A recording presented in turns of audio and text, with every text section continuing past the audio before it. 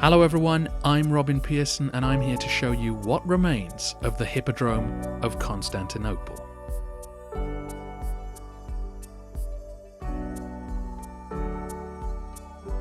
Today's video is an introduction to the Hippodrome, its place and purpose in Byzantine life, and a guide to what has survived.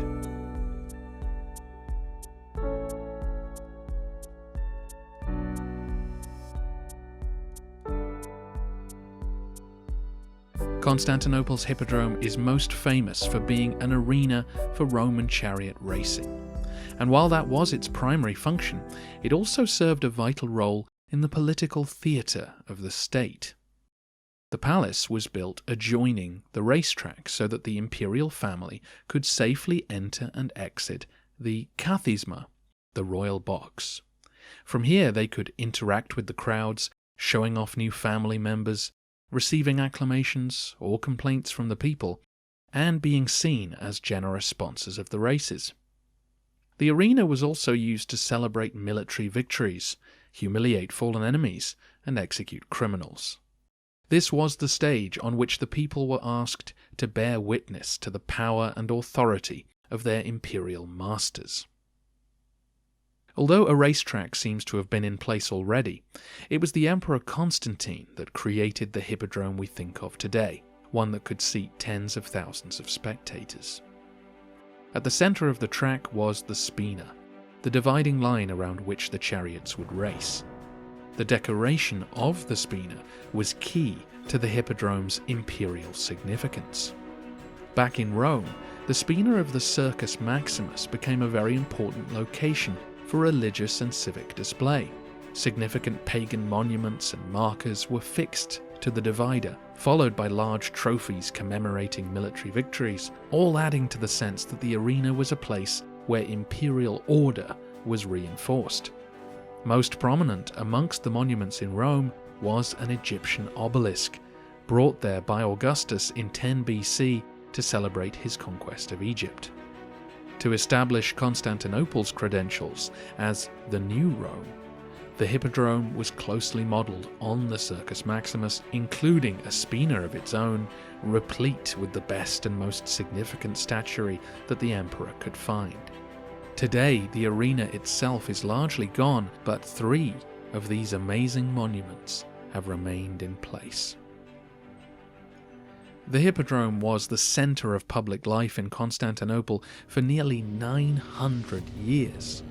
Its destruction began in 1204, when the Fourth Crusade sacked the city. Western troops took all the metal statues from the arena, either carrying them home or melting them down to make coins. The chariot races ceased to be held, although the track would continue to be used for events and entertainments. By the time of the Ottoman conquest in 1453, the Hippodrome was in a state of disrepair, and over the next couple of centuries, the walls and seating were mined for building supplies. Despite losing its surrounding structures, the arena floor continued to be used as an important public space. Festivals, state ceremonies, and executions all took place here, as well as games and horse riding. Eventually, it was turned into a public park and has become one of the iconic locations of modern Turkey.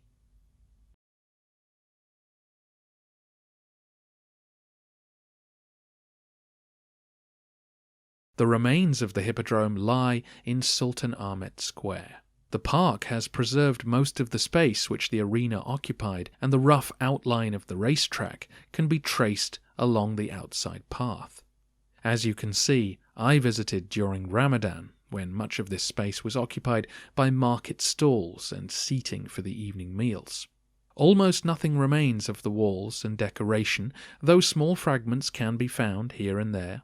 One piece of the marble seating could, until recently, be seen in the gardens of the neighbouring Blue Mosque, though when I was there, the area was largely covered for renovations. I hope we will be able to see it when the work is complete. To the north of the park, you can just about see the Hagia Sophia in the distance, or at least its minarets, and the German fountain, a gift from Kaiser Wilhelm II, marks roughly where the carceres, the starting gates for the chariot races would have stood.